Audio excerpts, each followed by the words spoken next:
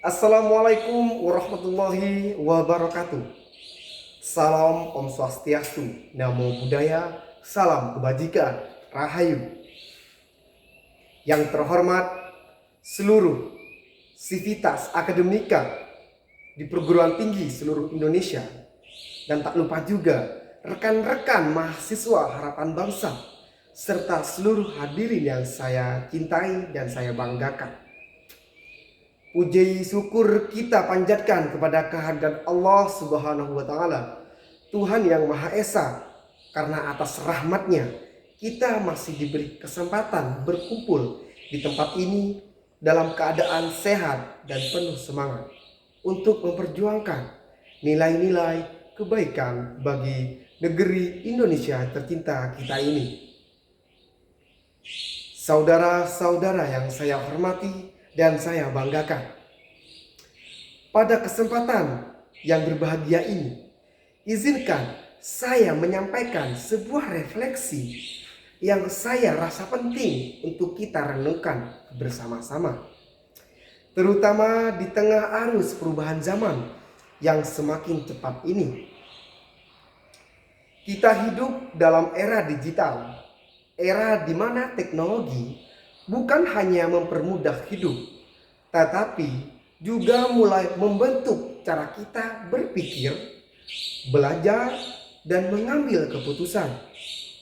Salah satu simbol yang paling menonjol dari era ini adalah artificial intelligence atau kecerdasan buatan yang kian hari kian menjadi-jadi dan menjadi bagian dari kehidupan sehari-hari kita sebagai mahasiswa. Namun di balik segala kemudahan dan kecanggihannya, kita perlu bertanya dengan jujur pada diri sendiri. Apakah AI benar-benar membantu kita berkembang atau justru membuat kita lalai dalam berpikir? Inilah yang ingin saya bahas hari ini. Sebuah ajakan untuk melihat AI bukan sebagai jalan pintas untuk menyelesaikan sebuah tugas, melainkan sebagai mitra atau partner dalam membangun daya nalar, tanggung jawab, dan integritas intelektual kita. Kita sekarang hidup di era yang sering disebut sebagai revolusi industri 4.0. Bahkan kini mulai bergeser ke Society 5.0. Salah satu simbol utama dari perubahan zaman ini adalah kemunculan dan perkembangan artificial intelligence atau yang biasa kita kenal sebagai AI. AI telah masuk ke dalam hampir seluruh aspek di kehidupan kita. Ia membantu menulis, menghitung, menerjemahkan, bahkan bisa untuk menganalisis data. Pertanyaannya adalah, apakah kita siap menjadi manusia yang berdaya di tengah kecanggihan AI ini? Atau justru kita sedang secara perlahan kehilangan daya pikir karena terbiasa dimanjakan oleh mesin ini atau AI? Banyak mahasiswa, bahkan di kampus-kampus ternama pun mulai menunjukkan tanda-tanda ketergantungan terhadap AI ini. Contoh nyatanya, tugas esai dikerjakan sepenuhnya oleh chatbot tanpa pemahaman isi. Mahasiswa menyusun makalah tanpa membaca referensi, hanya mengandalkan ringkasan dari AI. Bahkan dalam diskusi kelas, argumen-argumen yang muncul terdengar seperti kutipan mesin, bukan hasil refleksi pribadi. Kondisi ini menimbulkan dua kekhawatiran, yaitu merosotnya daya nalar kritis mahasiswa, timbulnya mental instan, ingin hasil tanpa proses. Disinilah kita perlu kembali menegaskan posisi AI. AI adalah hasil dari kecerdasan manusia, bukan pengganti daya pikirnya. Ia mitra atau partner dalam proses belajar, bukan jalan pintas menuju jawaban.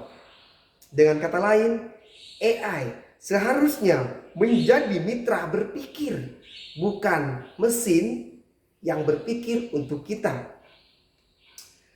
Sebagaimana kalkulator tidak menggantikan konsep matematika, AI pun tidak menggantikan proses berpikir kita, membaca kita, dan menalar kita atau menulis kita. Mari kita ingat kembali fungsi teknologi, termasuk AI. AI merupakan alat bantu atau sebuah tool yang diciptakan manusia untuk mempermudah pekerjaan manusia, bukan alat untuk menghindari sebuah proses. Dan apalagi dalam dunia akademika, proses jauh lebih penting daripada hasil.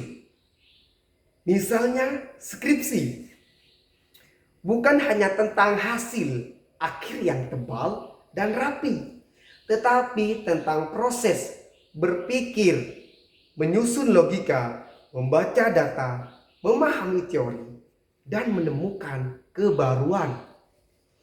Jika semua itu diserahkan pada AI, maka yang hilang bukan hanya esensi skripsi itu, tetapi juga identitas intelektual kita sebagai mahasiswa. Saudara-saudara yang saya hormati dan saya banggakan, kita bisa lihat realitas di sekitar kita. Sudah banyak platform-platform AI kini menyediakan layanan menulis secara otomatis, bahkan lengkap dengan daftar pustakanya. Sebagian mahasiswa terjebak dalam godaan kecepatan ini dan kepintaran mesin ini. Akibatnya, mereka lulus tanpa kemampuan berpikir kritis. Mereka tidak tahu cara membaca jurnal. Kenapa? Karena sudah terbiasa menyalin kesimpulan dari AI itu sendiri. Dan yang paling menyedihkan, mereka kehilangan rasa percaya diri terhadap kemampuan berpikirnya sendiri. Padahal apa yang membedakan manusia dengan mesin? Ya, nilai-nilai empati, refleksi, dan kemampuan untuk memahami konteks. Itulah yang tidak bisa ditiru oleh AI atau mesin, sekalipun ia canggih dan sangat cepat.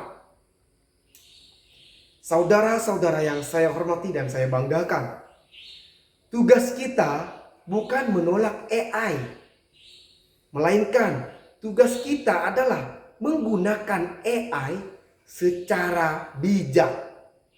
AI dapat menjadi asisten riset kita yang membantu menemukan referensi awal, alat bantu revisi yang membantu menyempurnakan bahasa, penyedia ide awal yang bisa kita olah dengan nalar sendiri.